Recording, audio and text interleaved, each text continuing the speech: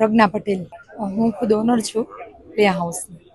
માંગ અમારી ગવર્મેન્ટ જે પ્રીસ્કૂલ રજિસ્ટ્રેશન માટે હાર્ડ નિયમો છે એને થોડા હળવા કરવા માટેના નિયમ છે. 4 જે મેઇન મુદ્દા છે એ જ અમારા માટે મેઇન ટૂંકમાં ડિફિકલ્ટ છે કે જે પોસિબલ નથી એમ. પહેલું છે કે બીયુ પરમિશન, તો એ વસ્તુ શક્ય જ નથી કારણ કે લગભગ પ્રીસ્કૂલ મહિલા ચલાવે છે અને પોતાના ઘરમાં ચલાવે છે ને રેસિડેન્સ એરિયામાં છે, તો એ વસ્તુ શક્ય જ નથી કારણ કે પ્લે હાઉસ એટલે નાના નાના બચ્ચાઓને માનો પ્રેમ આપવાનો કે જે ઘરથી થોડાક જ દૂર જઈ શકે એ ટાઈપની અમારી સ્કૂલ હોય છે. એટલે એમાં બીયુ પરમિશનની કોઈ રિક્વાયરમેન્ટ નથી, છતાં ગવર્મેન્ટના નિયમ પ્રમાણે એવું છે કે બીયુ પરમિશન હોવી જોઈએ, તો એ વસ્તુ શક્ય જ નથી. એટલે આ નિયમમાં અમે રાહત લેવા માંગીએ છીએ કારણ કે છેલ્લા વર્ષ દિવસથી અમે ગવર્મેન્ટને આ બધી વસ્તુ લેખિતમાં પણ આપેલી છે.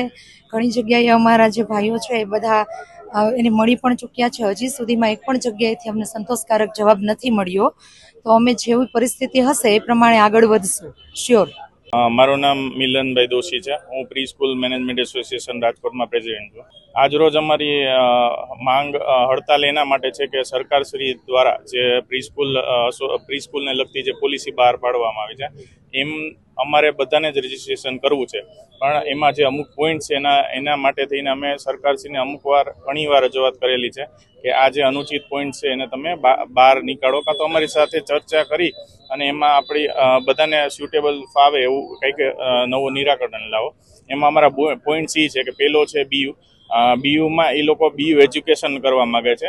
અમે એની બદલે કીધું છે કે આપણે સેફટી જોવાની છે છોકરાઓની, તો તમે સ્ટ્રક્ચર સ્ટેબિલિટી સર્ટિફિકેટથી ચલાવી લ્યો. બીજો એક પોઈન્ટ છે 15 વર્ષનો registered lease did. A registered lease did કરવામાં ઘણો બધો એક્સપેન્સ બી થાય છે અને 15 વર્ષનું જ્યારે મોટાભાગની પ્રીસ્કૂલો ભાડાના પ્રીમાઇસીસમાં ચાલતી હોય છે, તો ઓનર તો 15 વર્ષનો ભાડા કરાર કરી નથી દેવાના. તો અમે કીધું કે 11 મહિનાનો નોટરાઇઝ એગ્રીમેન્ટ જેમ ચાલતો હોય એમ જ ચલાવો. 5,000 એ લોકોએ વર્ગ દીઠ એમાં રાખેલી છે ફીસ. અમારા વર્ગ ચાલુ થાય સ્કૂલ ત્યારે એક વર્ગ હોય, પછી દિવાળી આજુબાજુ અમારો બીજો વર્ગ ચાલુ થતો હોય, તો અમે વારંવાર એની પ્રોસેસમાં આગળ વર્ગ લેતા જાય, એની પરમિશન લેવી, એના પૈસા ભરવા, એના કરતાં અમે કીધું એક સ્કૂલ દીઠ તમે ફીસ રાખો, એમાં અલગ ન કરો.